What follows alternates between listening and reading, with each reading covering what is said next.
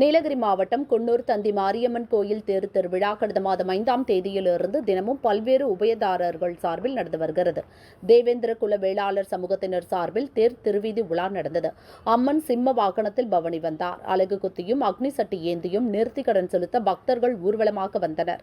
கருப்பராயர், வெங்கடாஜலபதி, அம்மன் கடவுள் வேடம் அணிந்த பக்தர்கள் திருத்த கூடங்களை ஏந்தி ஊர்வலத்தில் பங்கேற்றனர். மதுரை வீரர் வேடம் அணிந்தவர் குதிரையில் வலம் வந்தது தத்ரூபமாக இருந்தது. சுப்பிரமணிய சுவாமி கோயிலில் துவங்கிய ஊர்வலம் மாரியம்மன் கோயிலை அடைந்தது. இதில் ஆயிரக்கணக்கான பக்தர்கள் பங்கேற்றனர்.